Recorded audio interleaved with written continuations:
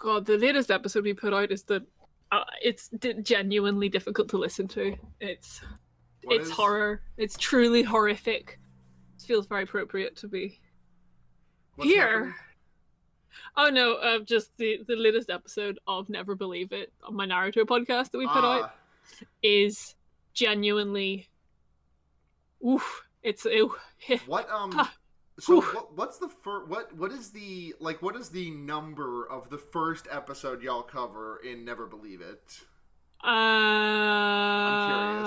curious 20... like how far I'm curious how far Naruto gets with filler before it decides to go to the actual stuff. Okay. So the first episode of Naruto filler technically is episode 26, but that's just a clip show. Yeah, it's a recap. I remember so it contains a lot of canon. The first actual proper filler episode is Naruto's Hot Springs Adventure, and I think it's around 80 or 60. Hang on, anime filler list. When I was like earlier this year or late last year, I can't remember when, I was struck by like the once every 3 years desire I get to watch Naruto. And so I did, and I got farther than I normally do. I made it like, I don't really know. I let myself skip the first season because it is largely stuff I've read a bajillion times, but, I was curious I looked this up later because I was curious about like how much filler there is in Naruto, and it was the funniest thing in the world seeing it go from like, I don't know when it starts being, but at one point the show starts being filler and does not stop until the very final episode, which is so goddamn funny. Like everything from episode, like, I don't know the number, this is just me pulling one out of my ass, like everything from episode number 225 until the second to last episode is filler. Oh, you mean episode 143? I do mean episode 143. Called Tauntaun, I'm counting on you. Is that when Naruto cuts open a mammal's belly and sleeps in it to survive on hot? I mean, Tauntaun counts. We'll find out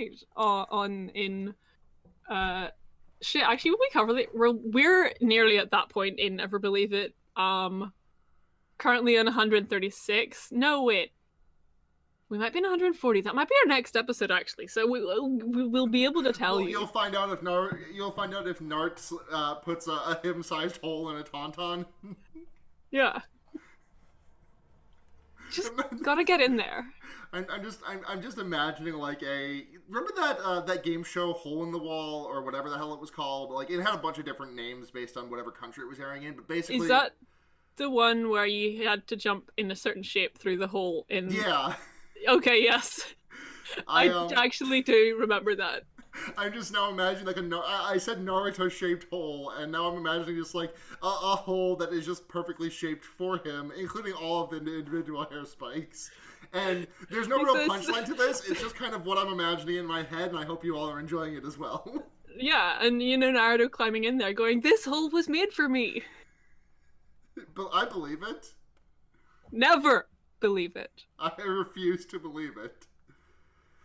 What was the... Because that... Believe it was like a weird translation of Databayo, right? Like that was... Yeah. I mean, it's a thing he says. I'm not quite sure why. Right. He says that, which is like... And maybe not a weird translation, like and... I don't know, imperfect, like imperfect in the same way that there's like no proper way to translate nakama, the One Piece word, in my understanding at least, and so they just gave Naruto believe it. Never. And I was looking for this chart that I have that shows how much filler there is, but I must have deleted it, which is very sad. Sorry. I've probably seen the chart. It's a good chart. I'm imagining it in my head right now, and I'm laughing. Ha ha ha. Okay, you want to talk about this movie? Yes, God do I. Hell yeah. Good movie.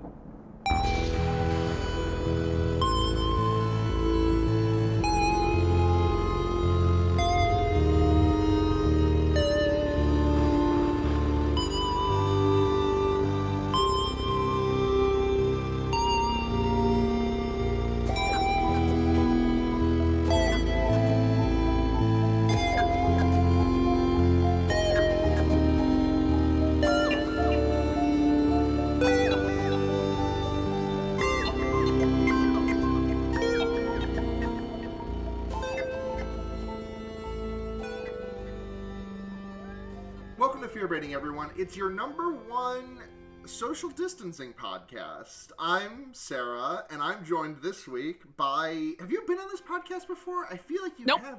You've only been the HKIP Ireland correspondent. And I did do that. I was on... You were on Yu-Gi-Oh, but I wasn't there. Yeah, is this our first time podcasting together? That feels like... No, because you came on Unpick and talked about striped socks. I did talk about striped socks. My brain was huge. Go listen to Unpick. I fucking keep forgetting that I did that podcast, and it doesn't exist to me sometimes. It's weird. I'm like fully immersed in Naruto. Yeah, you're fully immersed in Naruto and Yu-Gi-Oh. Yeah. And when someone's just like, "Hey, Sarah, remember when you used to not do a podcast that wasn't anime?" You just say, "What? I don't fucking have ears." Who? It didn't happen. Oh yeah, by the way, this is Sarah also. Hi. With an H. Also, two of them. I just realized I went off on that long tangent. I didn't actually introduce you. So this is Sarah. Hi, I'm Sarah. Sarah, tell the audience a little bit about yourself, and also what your history with horror movies is, and also what your favorite subgenre of horror movies is. God, I've had so many new people on, but I still can't get this down. Hi, I'm Sarah. As you can tell, I sound really great right now. Don't you fucking ASMR this podcast. Hey, if you guys want some ASMR, sorry to keep going on about Never Believe It, but this Sunday we released an episode of my Naruto podcast, Never Believe It, a Naruto D-Watch podcast, which is entirely ASMR, and it's genuinely horrific to listen to. Hi, I'm Sarah. I'm Sarah Mook Costumes. I do the costumes. That's my thing. I'm a costume designer by trade. I don't really have much of a history with horror movies, which is kind of weird. You know, like I got really into Evil Dead a few years back, kind of because of latex. Because latex, I love it as a material. Just love something that rips and tears like flesh, and that you can also sculpt fabric using it. So you'd kind of think I was more into horror shit, but I'm kind of not, and I'm not really quite sure why, because every horror movie I've watched, I've been like, oh fuck yeah, like the good ones I've watched. And I'm never like scared, or when I am scared, I like to be scared. But I think there's something about the concept of sitting down and watching a horror film that my brain is like, no, it's bad to be scared, so don't do it. And then when I actually do it, I'm like, oh fuck, this is great. I should watch more horror movies. I've very much enjoyed Annihilation the other year, and I've actually kind of stopped listening to Fear Baiting because you keep covering movies that I want to watch, and I'm like, I can't listen to that because I want to watch it. That is a more common complaint than you would think. Sarah, it worked out pretty well. We missed Weed Minute. No, I was literally looking at my clock 6 minutes ago. Gotta make sure to pay attention in 3 minutes. It's like, tomorrow is 420, we gotta hit Weed Minute, but we missed Weed Minute. No! It's okay. It's okay though, because there's still actual 420 to hit on the actual day itself. Okay, yeah. Listeners, when you're listening to this, make sure you remember Weed Minute. Always venerate the Weed Minute. Make sure you hit the Milli Rock on Weed Minute. Mm-hmm. I don't know what the Milli Rock is, but definitely hit it. Make sure you hit the Milli Rock in perfect formation with 10,000 of your eunuch brethren. Oh, bad podcast. So we watched The Lighthouse this week. Well, you watched The Lighthouse this week. I watched The Lighthouse again a couple of weeks ago. I watched The Lighthouse this morning, and I had a time of it, let me tell you. It's great. Oh, I've not experienced a morning Lighthouse viewing. It's always been a late night thing for me. Because I saw it in theaters on the same day that I saw Parasite, which was like a mind blowing double feature, and then I watched it again 2 weeks ago at like 7 ish. I mean, I only watched it this morning because I hadn't watched it. We've been meaning to do this since last November. Since the movie came out, basically. And I was like, yeah, we'll do it in November. I'll go see it in the cinema in November in America, and then didn't do that. And then I was like, okay, well, we'll do it in January. I'll go see it in the cinema in January. And it's now April, and I just watched it 8 hours ago because you just fine. Sometimes it is so hard to watch a movie. Watching, like, I have not been, like, I knew I was coming on, and I was like, oh yeah, Fear Baiting, they do, like, Lightbringers, and then I was like, I haven't been consuming media for the last 4 weeks. What have I done? I don't know. I haven't watched anything.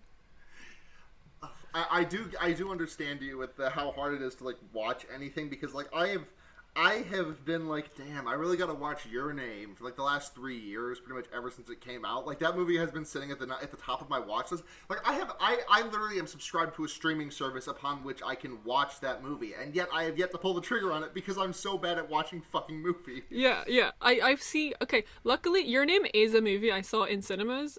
Like, I see like 2 movies a year, and that was one of them, like, whenever it came out, which I'm very... I got very I did one. ADHD brain just went apeshit because I forgot we were talking about a movie for a second, and I was very confused because you said, oh yeah, I saw Your Name in a movie, and I was like, oh, what movie was called Sarah? I mean, if it had been called Sarah, I would have said My Name. That's the sequel. Do you want to talk about Lighthouse? It's the Nedroid comic, the Anthony Clark comic, where it's like, your name, my name. I'm. Yeah, so I watched this morning, and I took like notes on paper, and a lot of my notes consist of little square doodles of just the frames. I'm looking at. Can you post some of them? These might have to go into show notes. Yeah, I'll take some wee photos. Where's my phone? I've also consistently referred to Robert Pattinson as our Pats in my notes. That is not only respectable but necessary. I'm bringing back the Twilight vibe. Remember Twilight? What a great franchise! I saw almost all of those movies on opening night. Yeah, I think I didn't see post Eclipse, but I have a distinct memory of going to see New Moon as like a fucking 12-year-old or some bullshit, and then the people in front of us in the cinema like kept turning around to tell us to shut the fuck up, because every time Taylor Lautner came on screen with his shirtless, we'd all go ah, or make a fucking weird. It was like, why did we do what? Like, we did not know what sexual attraction was. I still don't know what sexual attraction is, but at least I'm not pretending.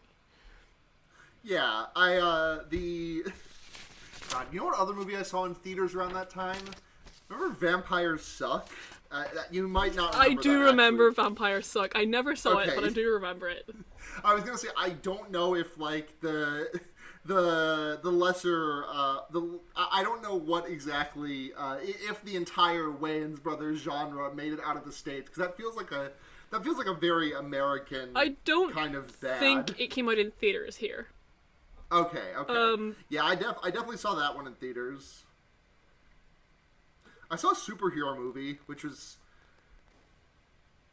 I'm sorry I'm just talking about all the Wayans Brothers movies that I've seen now, but I am just thinking about that scene in Superhero Movie where Drake Bell does a funny piss into a 7-Eleven cup from the ceiling while he's doing a Spider-Man crawl, and then Leslie Nielsen drinks it, and then is like, piss. I've seen that movie at least 3 times, because it was one of the only movies...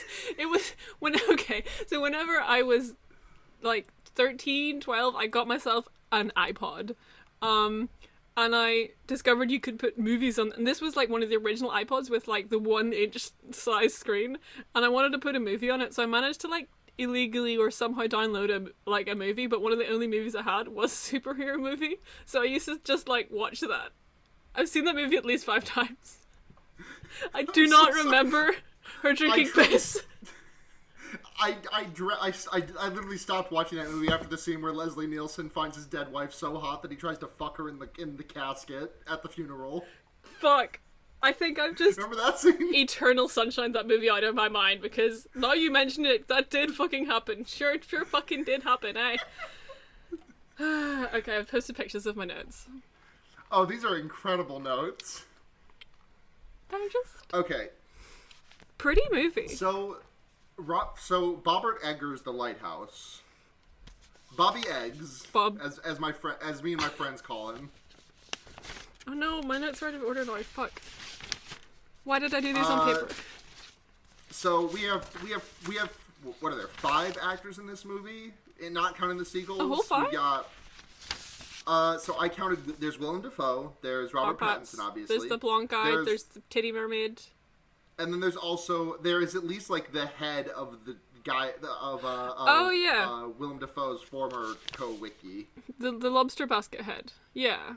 Yeah. And then I think that's the only people in this movie.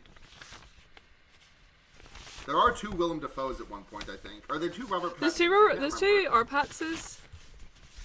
Oh yeah, here's the start of my notes. Yeah, like, I thought because there's no dialogue for the first 7 minutes. So I was like, oh, is there just gonna be no dialogue in this movie? That's neat. And then they did that. They did talk with their accents. They talk with what the fuck was Arpat's accent? I think that was a conscious choice. Oh no, yeah. All over the place. Like, because like he does an American accent in Twilight New Moon movie, which we've all seen in cinemas release. So he can do it. So, but I've got some kind of like. Do we want to like go through kind of plot stuff or just kind of talk about movie? We can do I mean, the plot summary is pretty bare bones, and I like this movie a lot, but I have a hard time keeping exactly what happened in what order, because it is just like a lot of... the movie is like kind of intentionally like that. It's a lot of just scenes. Mm-hmm. And this sounds like I'm saying a bad thing about the movie, but it's actually a good thing, IMO, because it's very important that you personally feel Robert Pattinson's, disorientation. But, so basically the story of it is that Robert Pattinson and Willem Dafoe are marooned... Well, they're not marooned. They are... they're not wikis. They're lighthouse keepers sent to this island that has... I think it's a real island, or based on a real island. It's a very small island with a lighthouse on it. And their job is to maintain the lighthouse. Willem Dafoe is the guy who is the older guy. Robert Pattinson has been at this for a while. Nope, sorry, backwards. Robert Pattinson is the new guy. Willem Dafoe has been at this for a while. They have their arguments and they have their bonding, and then Robert Pattinson, I believe it's like the day before, or a couple of days prior to them going home, Robert Pattinson kills a seagull that has been tormenting him this entire time. Yeah. And then things kind of go off the rails. The ship that's supposed to come for them doesn't come, and then Robert Pattinson just kind of... Maybe Robert Pattinson goes nutso, or maybe Willem Dafoe's losing it, or maybe both, or maybe neither. It's really hard to say. They both say, let's McFucking lose it, and then they McFucking lose it. Yeah, they get out of their minds, and then they do Robert Pattinson, Willem Dafoe pet play. Did not expect there to be pet play in this movie. Robert Pattinson kills Willem Dafoe, and then he... looks into the lighthouse, which is sexy. Well, not sexy. It's kind of like an otherworldly temptation. I mean, it is very phallic. It is, yes. And it does come. It does come. It's definitely more otherworldly than anything. Like a kind of like a void that you just kind of can't help but stare into. And he looks into that, and then he falls down a bunch of stairs and gets eaten by seagulls. And then that's the movie. That's the movie. Good movie. Good movie. Very much a mood, in these trying times. I was gonna say something before you did the summary, but I have forgotten it.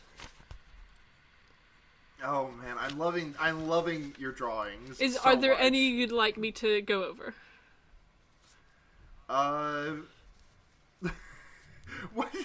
What is this one that you've drawn of Robert Pattinson in the foghorn? He gets into the foghorn to clean it. Oh, that's right. I forgot about that. Yeah. I thought this was you drawing him trying to fuck the lighthouse at the end of the movie and then falling down the stairs. There's a lot of holes in this movie and stuff coming out of them, and people gotta get to them. It's almost it's like the light is holy. It makes you think. I just thought it was... I've a lot of... Because this movie was square format, I thought a lot about the notion of vertical cinema, and how, usually... Because there was a festival in Glasgow a few years back, which I never actually ended up going into, which they showed a bunch of vertical cinema films. You know, like with the kind of phone format, and I think a lot of them were filmed on phones. Right, there was that movie that came out. There was that horror movie from a couple of years ago that came out with a horrible title that I've heard is actually pretty good. It was like Unsane, I think. That was filmed entirely on iPhone. Yeah, yeah. But like a lot of the shots in this movie are like dependent on it being square format, because everything it's kind of got to be very centered. Right. You know, because there isn't really the room to go side to side and still make it look good. And it also really works with just the light, because there's like a lot of panning shots up the lighthouse because it's so long, and that really works with the square format, because you're not kind of looking, because otherwise you'd be looking at just empty space at the side of the screen, because the lighthouse is, you know, uppy downy. It makes it more like monolithic. Yeah. Like it takes up so much of it, like percentage wise, it definitely takes up. I think that's like meant to sort of what's the word? It's meant to be, I guess, emblematic of the way the lighthouse is in the island, where it's kind of like the only thing, the only reason that people, you know what I mean? Yeah. Like it's very like monolithic. Yeah, like there's a lot. It's because, you know, throughout this movie, to me, this is like they're worshipping the lighthouse, essentially. Like, the light is sacred at the top of the lighthouse, and William Dafoe is like the priest, or like the hierophant of the light, and he's like, only I access the light, and you're not worthy of the light. And it's very, like, you know, religious in that sense. Definitely. You know, it's kind of like he's like the Lord of Light, like Melisandre's, like okay. You know, Willem Dafoe, Melisandre's. I wish Willem Dafoe would take off his red pendant and become old and then bones. That's the secret. William Dafoe is old the whole time. They didn't tell you that in the movie. And if you think about it, Robert Pattinson would be the representation of the drowned god, because does he drown at some point? He goes underwater, whatever. He has a dream where he goes for a swim. I think that's when like all the logs clear out and there's that mermaid in the middle of it, and then he wakes up. It's early on in the movie that he has that dream. Yeah, that's one of the first I think that was kind of the first scene in the movie where I was like, okay, yeah, now we're getting somewhere. Because, you know, he's just kind of walking along the beach, and then suddenly he's in the water, and then suddenly he's under the water, and I was like, good shit. Yeah, this movie is very, very good.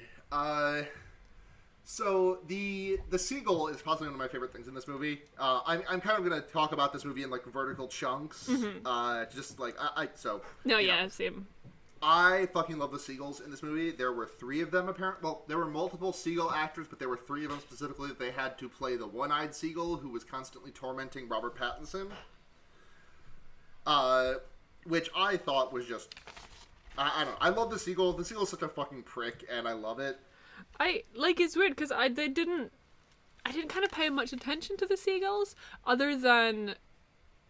Whenever I thought for a while that the seagull, because, you know, Defoe talks about how seagulls are the souls of dead sailors. Yeah. So I was like, oh, the seagull must be like the soul of the previous lighthouse keeper trying to like warn our Pats. Right. But then he was just an asshole to him. What dissuaded you from that theory? Because I'm also pretty confident in that, because the seagull has one eye, and I'm pretty sure the headless corpse that Robert Pattinson fishes up also only has one eye. Yeah, so it probably is a thing. It's just never, you know, it's never really developed. Stated. Yeah. Or it's never confirmed. Not that it isn't developed. It's never why would it be confirmed? Also. Right. So much of this movie is left unconfirmed. I think, to me, like, I think that's definitely a possibility, and I think it's at the very least what the movie wants you to see that as. But I also think that, like, Robert Pattinson sees it as like the ghost of the guy that he killed, and it's taunting him, and that's why he snaps and fucking kills it. Yeah. In possibly the most gratuitous animal death scene in recent film history. I really can't think of an animal. There have definitely been animals that have gotten, like, you know, killed or like maimed on screen, but I don't think I don't think I've seen an animal get like turned into a fucking tenderizer for 30 seconds straight. Like, it's it's probably the most violent scene in the movie. Like, there's they have fights. They come at each other with axes and shit. But as far as like the kinetic energy of violence goes, yeah. I guess violence as a kinetic thing. Yes, okay. Yeah. As just like his. My contention was going to be the end of the movie where he is just like half a person. Yeah, but that's not really a violent scene more than it is like a gory one. It's just like it's a still. It's almost a still image. The end of the movie, where it's very. Who's the guy from Mythology who had it was tied to a rock and all that shit? That guy. Oh my fucking god! How do I not know this? Prometheus. It's that kind of shit. Where it's just like, here's the moral of the story: if you go to a lighthouse and try and worship the Lord of Light that lives in the light, you'll become Prometheus, or I hadn't even considered the Promethean angle, but like that bird is definitely chomping on his liver. Yeah. But so I don't disagree with that take on it, but I also wonder, like, that in contention with the Rime of the Ancient Mariner classic of "Don't kill a fucking seagull, you dumb piece of shit." Yeah. Yeah. It makes you think. It's not, and not that there can't be two meanings. Things sometimes the curtains are blue and they have meaning. Yeah, sometimes you get two. Sometimes you do get two. The seagulls are just very fun, though. I like when they're like pecking on his window when he's trying to crank off. Yeah.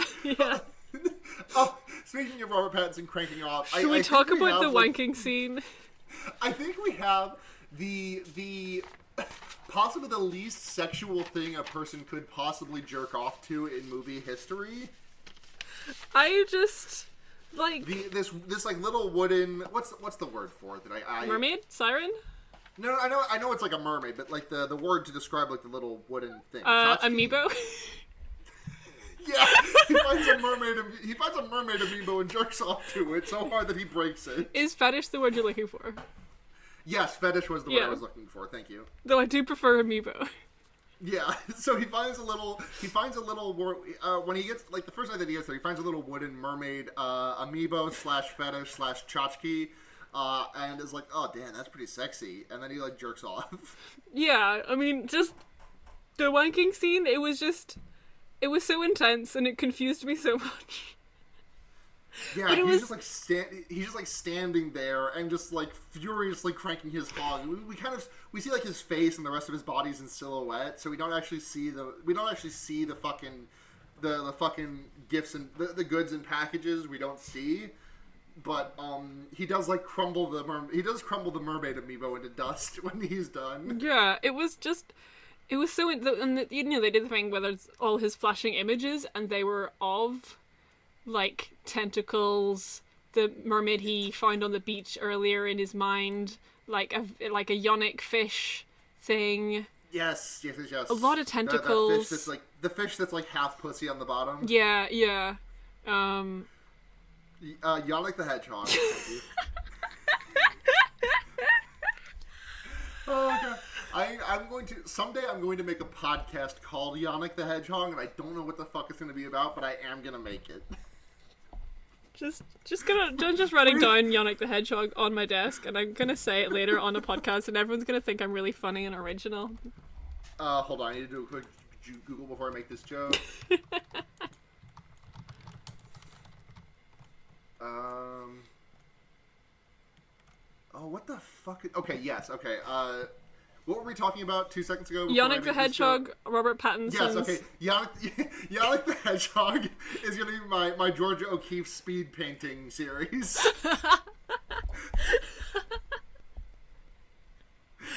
I couldn't remember if it was, for some reason I mixed up Georgia O'Keeffe and Frida Kahlo in my head just because their names both have K in them, I'm pretty sure. So if Georgia O'Keeffe had a Sonic OC, what does it anyway? That's pretty good.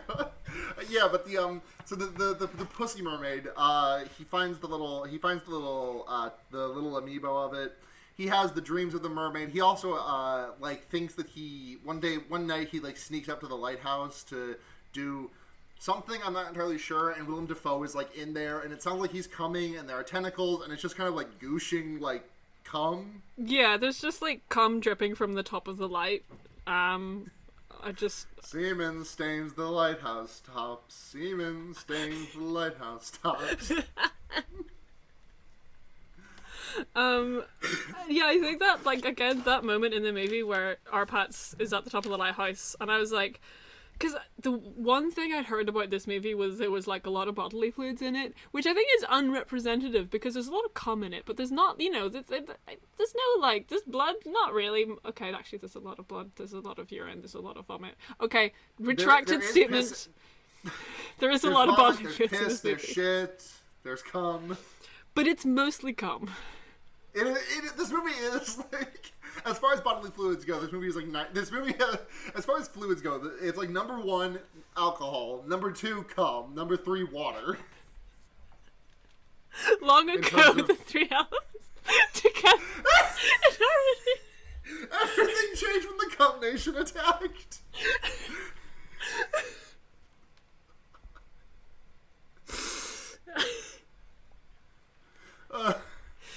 Arpats, master of all 4 humors. What's the 4th? Wait. The 3 we have so far are water, cum, and alcohol. What's the 4th humor? The lighthouse oil, because they drink that as well. Okay, yeah. Oh, that's right. He does drink that. Oh, I forgot about that. Like, everything kind of really goes tits up when they start drinking the lighthouse light oil. Yeah, fucking... Going stir crazy is one thing, but, like, Robert Pattinson sure took every step along the way to make sure he went as stir crazy as possible. Yeah, like, you know, he's not doing all the healthy things that we're all doing in quarantine, like taking our one legally allowed walk every day and doing yoga and making sure to catch up with his relatives on Zoom calls. He's not doing those things. I got fucking invited to a Zoom call by my mother, and it was terrifying. I like fired it up in the middle of doing something else. I don't remember what the fuck it was, but like I fired up the call in the middle of doing something else because I was like, fucking why not? I don't care. And then I opened it up and I saw that my mother and my cousin in California were on that call, and I was like, I'm going. Goodbye. Don't. Bye. And I just immediately deleted the app from my phone. Yep. My mom keeps talking about Zoom and stuff, and I'm just like, no, we're good. I'm gonna go on Discord and play Jackbox games with the Peagot chat, so bye. Yeah, Mom, jack my box, perhaps? God. Speaking of jacking your box... Yes, but actually, speaking of jacking your box, there was one thing I wanted to bring up, which is among the flashing images that Arpat sees when he's having a wank, that's when he finds the severed head in the lobster pot. Yes, like, it alternates between him having a wank, you know, seeing fish pussy and all that, and then he's, like, pulling... Fussy. He sees the fussy, and that's when he, like, pulls the crate up. So I, like... initially assumed that, like, this was a thing he was, like, hallucinating and, like, kind of wanking off over. But then later on in the movie, it kind of turns out that head was a real thing he found and not a thing he imagined. Which, I love a plot twist like that, when it's like, oh, this is real, actually. Yeah, this movie plays fast and loose. Like, just because this movie plays really fast and loose with this. It's very, like, dreamlike in that nature. You have, basically, between cuts, like, you have no way of knowing whether or not the cut, what it's cutting to, is happening in reality or in fantasy, and it's because the main characters really don't seem to know what's going on either. It's a very frantic. You know, Paprika is like my all-time favorite movie. I just watched it again the other day. I think one of the things that Paprika does so well is that, like, every single time there is a cut, you really can't tell if for sure whether or not it's in the dream or in the real world. And I think this movie, and it really helps disorient you. It puts a real deep sense of fear in you in a movie that is already pretty scary with its imagery. And I think this movie does a really good job of that as well. Like, yeah, I very much thought that, you know, it walks the line between, you know, world and other world. You've got, like, underwater, above water, you know, sea and light, sky and land, and it just kind of, like, meanders side to side between those two realms. Yeah, it really exists well. It exists on the. Liminal spaces. Yes, thank you. I couldn't think of that. And it's also, I've written down some this. There's a lot. It's very much a movie about the sublime, I thought. Go on. You know, there's so many, especially towards the start of the movie, everything is just overwhelming around. There's a lot of shots of just like the pure anger of the sea coming, just crashing up against the rock.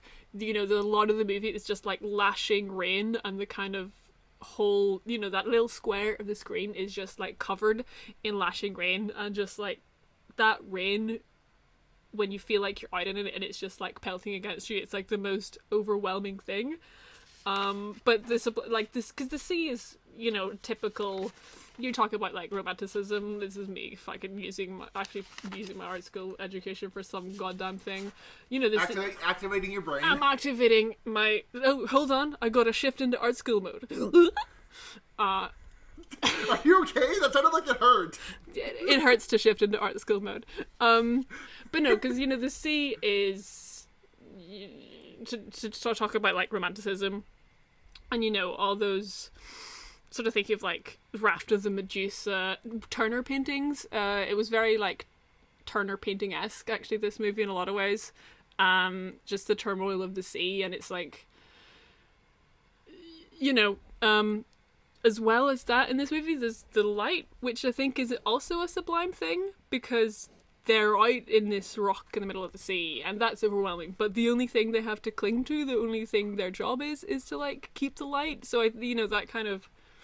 Well, the only thing they have to cling to is the light and each other, which is why this movie is so goddamn homoerotic. But I have to ask, at what point are you tying all of this around to BDSM citrus? Get it? No. Sublime? God. Fuck. I'm quitting. Hit this. I'm sorry. If you just want to do plugs now and then leave for the rest of the show, I'll understand. No. Oh, I love it. But yeah, there's a part in this where there's a Caravaggio painting. Yes, it's the shot of Willem Dafoe, and he's naked and he's standing over Arpats, who's like squatting on the ground into his son.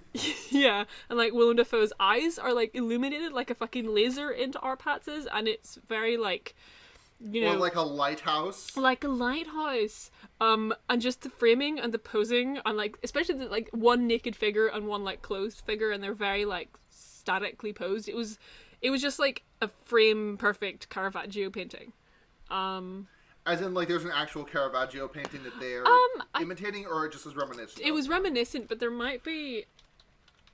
Did Caravaggio perchance do Saturn devouring his son? No, that is a romantic painting, I believe. Caravaggio is more like Baroque, like 15. Okay, Caravaggio is like 1500s, and then Romanticism, which is another thing this film seems very tied to, is like 1800s. List of paintings by Caravaggio. It's, I think. Have you ever seen that viral video of the like actors and they're recreating paintings? Like. Probably at some point, but not well. I do not know that video well enough to remember it. I'm just googling Caravaggio paintings right now. Yeah. I see it. I see it. I mean, it's the vibe. There's like. Yeah, it's absolutely the vibe. That shot is so good. Also, it like genuinely takes my breath away every time I see it. Yeah, it's kind of. I think it's like the shot of the movie for me. Like that's the one shot that I actually took a screenshot of, because I was like, oh, I want to see this all the time. Hell yeah, naked Willem Dafoe. Put that as my screensaver. Definitely either naked Willem Dafoe or Willem Dafoe as Triton, King of the Sea. Yeah. Because at the end of the movie, when like Robert Pattinson is like full on does not know anything that's happening or not, I mentioned earlier that like things between cuts seem extremely hard to tell. Like cuts are there's no there. It feels like there was a really hard. It's hard to tell continuity through cuts, and Willem Dafoe either gaslighting or losing it, or maybe he's sane and Robert Pattinson is losing it, or something. Is just like constantly. I don't want to say that Willem Dafoe, his character, is lying about like the passage of time, but I also just like it's not what has been represented on screen. I don't know if he's doing that intentionally. I mean, for me, like Willem Dafoe is absolutely lying about everything in this movie. Like to me, it seemed like he was like, you know, they don't fall into like fucking hero villain dynamic, but like it's the movie to me is from the point of view of Robert Pattinson. And like, you know, Willem Dafoe is his tormentor. Dafoe's the tormentor. King of wrestling, Dafoe the tormentor. 3-time champion, Willem Dafoe. Yeah, I don't know why I'm so reticent to believe that. To me, this is so much more a story. Like, I don't know. I don't know where. I don't know. This movie. I feel like this movie is asking me to decide how I feel about what my take on it is, but I don't know. I don't really know if Willem Dafoe if he is Willem the Tormentor. I don't know. That's just how it sat for me. And no, yeah, totally. Yeah. And I think this is a movie. I don't know if there is a right answer to this movie, but the reading that I got was that it's kind of like a three-way tie, but what I'm leaning is that like Willem Dafoe was being antagonistic, but has also like careened off the edge. Like I think maybe to start with, he may have been fucking with Robert Pattinson, but I don't know if that's like.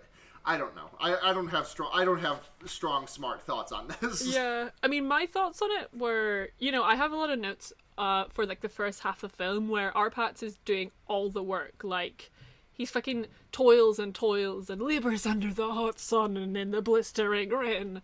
And, you know, there's a scene where he like carries a really heavy crate of oil up the hundreds and hundreds of stairs to the lighthouse, and then Willem Dafoe walks in like a minute later and is like, oh, you could have just used this, and produces like a smaller canister of oil, which we then do see them drink out of later, which is how I figured out they were drinking the lamp oil.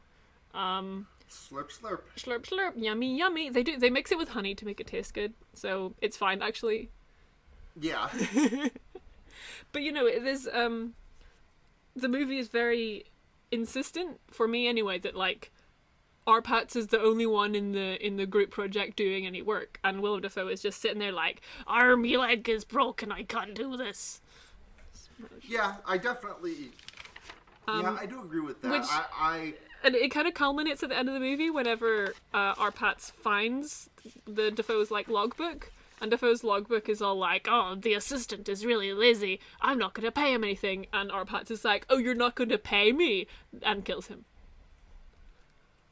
He did say fuck bosses and killed his boss. You see? This is a movie about revolution. Yeah, sorry that I keep like feel like I'm just like hemming and hawing about this. I'm just trying to nail down how I feel, and I really am having a hard time with it. So no, I have this like loads of notes because I just really enjoyed watching this and hashtag thonking about it. So I'm going on one. Yeah, as is your right. I'm looking at things. Do you want to talk about the homoeroticism in this movie? Because we haven't really touched on that. The homoeroticism in this movie is like, don't they actually kiss at one point? They don't kiss. They're like, where is it? Inches away. Yeah, like the kind of. Yeah, because the order of this is, because kind of this is, this was the climax of the movie for me, which is kind of, you know, it comes right after the wanking scene. There's a wanking scene, we see the severed head, and then there's a wanking scene, and then the climax comes. Exactly, it's the literal climax of the movie. But like straight after that wanking scene is when, you know, they start drinking. And they're dancing and they're yelling and they're like holding each other tenderly, and then they're holding each other tenderly and they like nearly kiss, and then they have a fist fight, and then they hold each other tenderly some more, and it's just like this really, really intense section of the movie. Yeah. And then Robert Pattinson says, "Hey, your lobster fucking sucks shit," and Willem Dafoe is like, I will curse you now. That I am about to do. Willem Dafoe says, stand back. I'm going to go ahead and earn myself an Emmy. The curse he gives. It's genuinely one of the best. Like, it is phenomenal, and the fact that my man did not get a best supporting actor nomination for this or best lead actor. I'm not sure if he would be considered a supporting actor. Yeah. Like, Oscars are bullshit, but also, like, the lack of respect given to these dramatic performances in horror movies is always so frustrating to me. Like, you know, everyone talks about how Toni Collette was robbed for Us, and, like, she was. Yeah. But, like, this goes back forever. Like, I mean, Ghostbusters, for example, I always like to talk about this one because it makes me fucking mad as hell. Mm-hmm. Ghostbusters by Ray Parker Jr. Did not win Best Original Song in the year that it came out at the Oscars. Jesus. Because that movie was both a horror movie and a comedy. Even though Ghostbusters by Ray Parker Jr. is like the best song ever to be made for a movie. It's the only song. There's no other songs. That's the only one. No other songs have ever been made for movies. Yeah, just remixes of them. That and Bustin'. 2 songs. Yeah. You get to. There's also remixes of other songs to be used in movies, but only like slow, sad covers. Like, you can't make a new song, but you can do like a really somber cover of "Live Forever." Yeah. And put that in your Will Smith movie. Yeah. I thought the version of Ghostbusters that they played at the end of this movie was pretty good, pretty upbeat. Liked it, vibed to it. Love Ashanti. Yeah, I love Ashanti. Yeah, no, but considering the curse, the only one I ever learned was fucking Drunken Sailor, and I think that really I really think that sets some. I don't know how true that is of sailors, but no matter how true it is, I feel like there are other things about sailors I should have learned from shanties instead of them just being slandered as being drunkards all the time. I have a book of like Irish trad songs handy. Let me see if there's anything in here that we considered a shanty. Hearing, did you said trad songs? Yeah. It just took me out of it for a second because because online is hell, and the only like exposure I've had to trad in the last like 2 months is the words tradcath. Don't know what that means. It's traditional Catholic. Like, people are talking about their tradcath wife, like their ideal tradcath wife, and it's bad. Yeah. Drunken Sailor's in this one. I mean, many are asking, what do you do with a drunken sailor? Yeah, I can tell you. Would you like me to tell you? Well, hold on. Now, is this something I can do with a drunken sailor early in the morning, or does it have to be like later in the day? It's got to be early in the morning.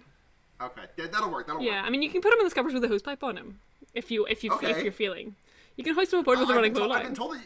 I've been told that you can put him in a longboat till he's sober. This version says you put him in the brig until he's sober. Yeah, okay. The version I had to sing for middle school choir would obviously cut out any references to prison, and instead, you know what? It's weird that they would let us sing about drunken sailors, but not about prison. Damn, I can't believe your school choir replaced all the mentions of gun in Drunken Sailors with pointing fingers. Oh, that's a good joke. Okay, I'll put my trad ballad books back. Remember when Kaiba threw a card into someone's pointed fingers and it jammed their fingers? Okay, how actually did that scene work in the 4Kids dub? Because everyone knows the famous Yu-Gi-Oh scene of Kaiba Yu-Gi-Oh throwing a card into someone's gun specifically to block the hammer of the pistol. I'm sad to tell you, they just cut that out. The man just pointed at Kaiba and then he just like walked away. He was like, no. Sorry. That's really funny, actually. Disappointed in 4Kids. Yeah, I mean, that's not surprising. 4Kids. There was a One Piece arc that 4Kids just skipped over because one of the characters says, "Hey, that's an island," and then they're supposed to go to that island for a huge arc, and then they just continued past it, and 4Kids just skipped the arc. Good, because when you go to an island, bad things happen, as we learned in this movie. Yeah, this is true. Well, before I forget about the William Dafoe curse speech, extremely good, really long curse. This starts off with Arpat saying, "If I had a steak, I would fuck it." And then they have an argument about the lobster. Then Defoe puts a curse on him for like 5 minutes. And at the end of the curse, Arpaz is like, okay, fine, I like your cooking. And then everything's fine. It's just, there's some really funny lines in this movie. There are. There's some really funny, I mean, this probably has the most fart jokes out of any horror movie I've seen. Willem or Dafoe possibly any. do a funny fart. This might be the most. This might have the most fart jokes of like any R-rated movie I've seen. It was definitely of any R-rated movie that I've seen. Actually, I take that back. I'm pretty sure the superhero movie has more fart jokes. God, fucking.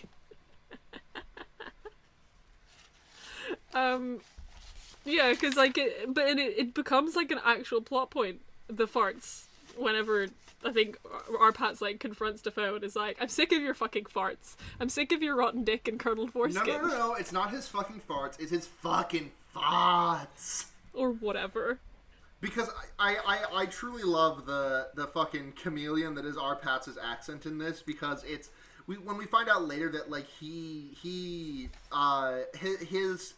murdered he used to be like a lumber worker up in Quebec, and he murdered a guy who'd been working there with him and took his identity and then moved to Boston where he was from. So like all of the accent like in inconsistencies that you hear are just like him rapidly going like, and you hear it at the end where he completely devolves and like loses the Boston and goes like full Canada with a lot of, I'm pretty sure he says like a boot a few times. Yeah. Like he still hits the full sting on like farts, which is like a really he hits the full Boston on it, but like his accent's super inconsistent, and I think it's in a really cool way. Yeah, because I don't know what American accents sound like I have no idea what a Boston accent. I've like, to me, no offense to Canada, but to me, like, I have difficulty telling Canadian and American accents apart. I'm like, they kind of sound the same, but not. It's fine, whatever. I don't know the difference. They pretty much do sound the same. It's like a couple of words, a couple of syllables, and like if you don't speak, if you do not live in one or the other, it's probably pretty hard to notice. Yeah, but what I thought was happening was that because I could barely tell, I was barely even recognized his accent as an American accent. I was like, what is going on here? So I thought that there was a few times in the movie that I thought he started to adopt like Willem Dafoe's accent, like who has this just ridiculous like Somerset pirate accent. Yeah. And I definitely thought hang on, I'll come back to you, hold that thought. I definitely thought that after the final fight and Arpat starts doing fucking puppy play to Willem Dafoe, I could have sworn that Arpats was talking in Willem Dafoe's accent, and like their like roles had reversed fully. Yeah, because he's the puppy now. Because Willem Dafoe was puppy. Willem Dafoe, Detroit became puppy. Dafoe become puppy. Perfect. Yeah, what were you gonna say? I was just about to say the exact same thing that you were. Oh. Same hat. So yeah, same hat. I gotta say, watching this movie the second time, the Willem Dafoe puppy play thing, and like if you haven't seen this movie, it kind of sounds like we're making a joke, but it's not. There, literally, Robert Pattinson puts a leash on Willem Dafoe and makes him walk on all fours into an open grave where he buries him. And Willem Dafoe recites poetry as he's being buried. It rules. Yep, mouthful of... please keep showering me with dirt. He's like eating the dirt. Worse. Poems. Yeah. Yep. Oh, yummy, a delicious snack. I will simply eat my way out of this cocoon. Thank you, Robert. Oh! Hey, did you ever read Artemis Fowl? I read some of the Eternity Code, but not really. So I've just remembered the dwarves and how they eat dirt and shit it out, and that's how they operate. Yes, they eat. I remember I read like the first volume or something of like the graphic novel of the first book, and I remember that because one of the first things that happens with the who's the mole character? Cannot. It's been so many years since I've read this book. The mole character gets thrown in jail, and everyone's starting to beat him up, and then he unhinges his jaw and like puts the head of one of the inmates in his mouth and is like, "I'll fucking do it." Yeah, God. That was fun. That was fun shit. Yeah. I'm trying to think of other things about this movie. I don't really have anything except to say that the original the guy who Robert Pattinson killed and stole his identity, kind of looking like a thotty. The blonde guy. Yeah. Yeah, I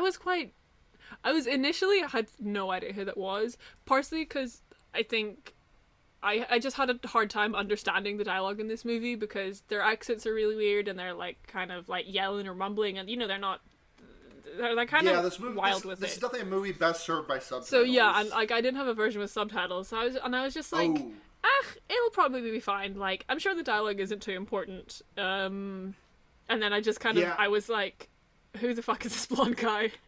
But I got most of the gist of it. Seeing it in theaters sure was a trip because it was like, wow, I got out of that theater and I was like, wow, I sure understood maybe 60% of that. Yeah. I had a thing. I don't. Oh yeah, have we mentioned the fact because Arpat's like his character's name is like Ephraim something. Ephraim, yeah. But then once we find out that was like a fake, like a stolen identity, like Defoe starts calling him Tommy, which is his name, but I don't know if that was actually Arpatz's quote-unquote original name, or if he says that it was. Okay. It's not Thomason, because Thomason is the girl from the other Robert Eggers movie. Uh-huh. But it is Thomas. I'm pretty sure. Let me double check. You get two, as it turns out. Oh damn, we're near an hour. Wah. I mean, like there's like a lot. I could talk about this movie for like ages and ages, but we're kind of never end if you let me say everything that's in my notes. And it's not all actually that important. Yeah, sorry. I'm just trying to figure out because I had a distinct memory of Robert Pattinson saying, "Yeah, my name was Thomas," but I don't remember that for sure. And there's also a scene, I think it's the scene after they nearly kiss and then fight and then hold each other tenderly, where they're like, "Oh, I'm Tom. No, who are you? Or are you Tom? Oh, I'm Ephraim. You're like," and they're kind of becoming one. They are become one. Defoe become one. Defoe become one. So that's. I've got nothing else to say about The Lighthouse 2019. I mean, there's a bunch, but whatever. I do want to give a shout out to like the end of the movie where Arpats like looks into the light, because there's throughout the whole movie he's like trying to get up into the. Not from the start, but like he's trying to get up into the bulb of the lighthouse and just to see what's up there and to see like why is Defoe so obsessed with it, why is he and when he finally does get up and he like stares into the bulb of the light, like then like there's like a in the Sarah, have you ever been to a lighthouse? I think so, but it's been a long time. Because I like live near a local lighthouse and like it's just like they're really cool. Like the bulb of a lighthouse standing there inside, and there's just this huge. It does in fact rule, and like so Arpats was entirely justified in murdering a mother man to get up there, but when he does, I just really love this ending because like he's covered in blood. Like his face is like nearly black with blood in the black and white shot, and when he stares into the light. The sort of all the blood, like it starts to clear off his face. Like it's not just that he's better illuminated, like his face starts to clean up and he starts to like be purified by the light. And he starts screaming and coming. Yeah, he starts screaming and coming. Like if his face is purified of blood and his balls are purified of cum. by having it bust out of him. Yeah, and he's just like at this stage of the movie, I was like genuinely incredibly engrossed, incredibly excited. I was like, oh my god, has Arpats finally found the light? Will he be purified of all his murder crimes by the lighthouse? Hell yeah! And then he got rejected by the lighthouse, and then he falls down a fucking spiral staircase. He says, oof, oof, oof, eef, oof, ow, my liver is being pecked out by seagulls now. Yeah, and then he's just a corpse. And then I'm become Prometheus in my mind. All right, but yeah. So on a scale of 0 to 5, one-eyed seagulls. How many one-eyed seagulls would you give this movie? 5 eyes, one for each seagull. 5 eyes, 1 per seagull. That's where I'm at too. Yeah. Five Eyes Burger and Fries. That's a chain, right? Is this Five Guys? Yeah, there it is. Yeah. Five. Yeah. There it is. Okay. We didn't get any questions this week, sadly, but so we're gonna go into recommendations. What do you got? I was watching this movie and it made me think of another movie, which is a Irish children's cartoon, or not cartoon, animation, cartoons or animation, called Song of the Sea. I don't know if you've heard of it.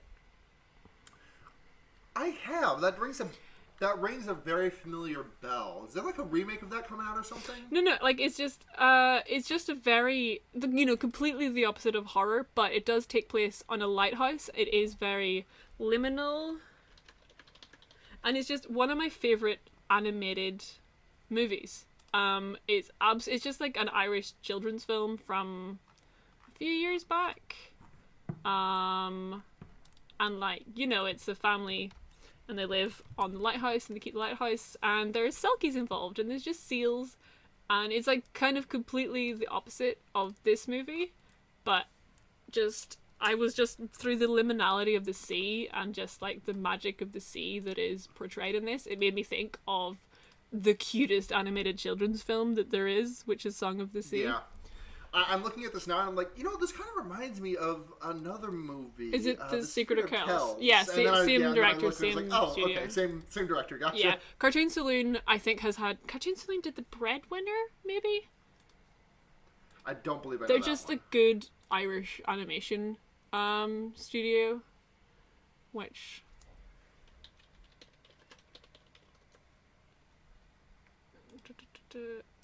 Oh, are they hiring? Ooh, costuming for an animated movie. That would be fun. I know actually, fucking Rockstar Games was hiring costume designers the other day.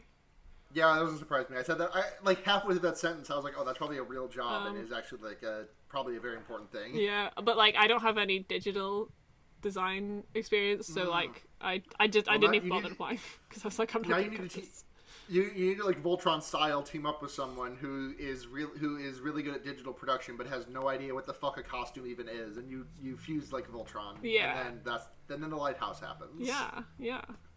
And then when the dust clears, I'm lying completely dead on the beach. When the sea foam clears, and by sea foam we mean cum. Yeah. What do you got? Do you think that was so? In the scene when Robert Pattinson is watching, gallons of jizz pour down through the grate on the floor of the lighthouse, is that Willem Dafoe's in some way, or is that the lighthouse's cum? I thought it was Willem Dafoe's cum because he was just really so nutty for the light. It was like a few drips, but no, it comes like gooshing down. I mean, okay, for me, that scene, there was the few drips of cum, which I was like, that's Willem Dafoe's real cum. I mean, not in real life. And then for me, it was like, oh, and then it goes into liminality and the other world, and the rest of the cum is like the imaginary lighthouse cum. Now, see, to me, I'm just imagining that Willem Dafoe just has really, really fat nuts. He's like a tanuki.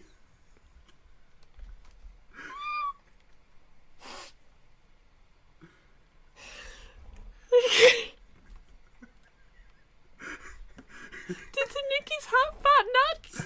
Tanukis have really fat nuts. I didn't know what a tanuki was until someone was like, oh, Tom Nook from Animal Crossing's into tanuki, and I was like, oh cool, I've discovered a new animal that's really cute. And now I know some more about tanukis. I'm pretty sure tanuki have huge balls. I mean, my huge balls fact is that apparently, like, sheep have the largest ball to body ratio of any animal. Cause... Okay, Okay, so I need to clarify. I don't think actual tanuki have giant balls. Okay. But the creature, the yokai that is... There's also, like, a mythological creature in this... I'm trying to think of, like, something analogous, but I'm completely coming up not with nothing. But anyways, so there is a real tanuki, and then there is a fictional... There is, like, a mythological tanuki. And mythological tanukis are always drawn with really, really fat nards. Okay. Good for them. Hold on. There's this Gizmodo article. So I gotta... Here's the slug that loads into Google when I search it. One part of them has earned more fame than the rest. In real life, the scrotum of a tanuki is proportionate to the body. In art, tanuki use their huge... ... Nut. I'm gonna see what the end of that sentence is. Hold on. Okay. In art, tanuki use their huge scrota as canopies, blankets, and bludgeon. I love this. I love Tanuki's fat in art. So now if you now you have to give Tom Nook fat balls. My God. Tom I'm never Nook's playing enormous... Animal Crossing. Why do you think he's behind that desk all day? No. My man Sagan and Drac. I'm so sorry. My recommendation.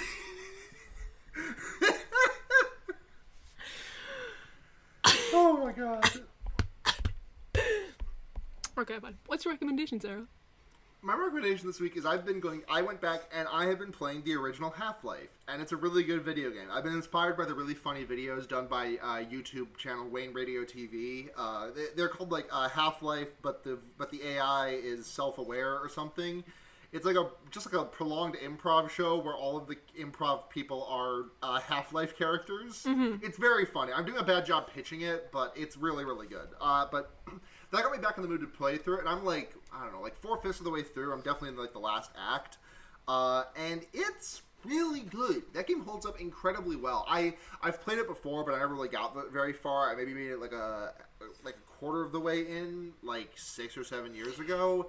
And then about as far a couple of years prior, but I never actually played through the game in its entirety, and it's really fucking good. Like, there are moments in it that have somehow been kept from me, despite, like, I played Half-Life 2, and I play, I see a lot of memes and funny videos of that, but there are moments of it that, like, genuinely took me by surprise, that I was really surprised, that I was genuinely shocked by, and it was, like, a really good, like, delivery of a cool moment, and I just think it's a cool video game. Mm-hmm. I don't know much about it. I comment. No, I don't know. Sorry, I've got nothing. That's fine. But that's my recommendation this week. I think that's everything. So we're gonna move on into plugs. Sarah, what do you have to plug this week? I'm gonna plug. Well, first, I mean, we talked about Naruto. I have a Naruto D-Watch podcast called Never Believe It, which, if you like liminality and kind of people losing their minds, but this time while watching Naruto filler, then I would recommend Never Believe It. It's a good gig. I'm currently doing a project where the last episode we recorded, I do that with Riley, who you might know from doing Interstitial and Bed Bath & Bionicle. But they came up with the idea of, hey, what if we redub each other's audio tracks over and pretend to be each other, and then that's the episode. So we do wild shit like that. We did an ASMR episode. So wait, what happened in that one is that you two recorded the episode proper, sent each other your audio files, and then, like, say that I just said, like, I think Naruto's a cool guy, and then you would take that, and then you would record yourself I think Naruto's a cool guy, and then we swap this. That sounds so fucking good. So we're doing shit like that. Spoiler for our next episode, if we actually manage to pull that off. So yeah, and it's a bit of a cult, but it's very fun. That sounds like an editing nightmare. Oh, the whole show is an editing nightmare. What else? Oh yeah, I do Pod of Greed, which is about Yu-Gi-Oh, we're about to start season 5, but we don't get to go to Egypt yet. We have to sit and play with our friend Seto Kaiba for a little while longer. Everyone's favorite boy, Seto Kaiba. Everyone's favorite boy. I'm looking at my Seto Kaiba Funko Pop, which I have right in front of me. What a good boy. I've posed him so it looks like he's about to kiss my Yami Yugi Nandroid, because they're in love. They are in love. I also, I'm a costume designer, a costume maker. You can find me everywhere on the internet at Sarah Mook Costumes. That's SARAHMCC Costumes. And, I have stuff like I have a dice shop where I sell really big dice. The shop is called Really Big Dice. I make really big dice out of like foam. And I'm still operational during quarantine season. I've done. So if you need some big fucking dice to roll on, if you need dice that are bigger than your nuts, I got you. The resignation in your voice as you made that joke. It's like, if you need some that are bigger than your nuts. Just make that the new tagline. Really big dice. Bigger than your nuts. They're bigger than your nuts. It's like pizzerias, how they'll do like order in 30 minutes or your order's free. Bigger than your nuts or it's free. Okay. Oh yeah, also you can visit narutohead.band to find the Twitter for Never Believe It. That's such a good URL. Thanks, Andrew. What is dot band? What? What is that's probably just like for like music and shit. Yeah. Dot band. Narutohead.band. All right. So thank you so much for listening to this week's episode of Fear Baiting. We are at Fear Baiting everywhere. That's on Twitter. That's on Tumblr, which we don't use that often. That's on Gmail. That's on Patreon. Patreon.com/fearbaiting is where you can go to support the show. $1 a month is a tip jar. Sometimes we get episodes up early. $5 a month. You get shoutouts each month, or not each month, each week on Fear Baiting and the Wonder Yerks. We'll read a short message of your choosing, so if you want that, get that in. And also, $10 a month, you can make us watch a movie of your choice. So thank you very much to Michael Kaiser, Paul Moran, Kit Spindler, Paul Bechtel, and Ducky Aisha. We love you all so much. If you want to find more of me, I am at SunhatZhenya on Twitter, SunhatZhenya. The music for this episode was provided by Seda, who can be found making music under the handle People You Meet Outside of Bars. You can check them out under that name, or just go to gaygothvibes.online to find more of their stuff. This episode was edited by Blair Kitsch. Thank you very much, Blair. At Blair Kitsch on Twitter. We love him so much. We do. I love you, Blair. Blair. You can listen to other podcasts I'm on, like the Wonder Years, which I do with the aforementioned Blair and Seda. And Henry Kissinger's Pokemon Going to Die, the Leftism podcast made for, by, of, and for, again, the Terminally Online. Sarah's been on that once or twice to talk about the state of Irish politics, because that's always fun. It's always fun. Yeah. I think that's everything. So until next time, and remember, no episode next week. Until next time, I'm Sarah. I'm also Sarah. And remember, you can fuck a steak anywhere.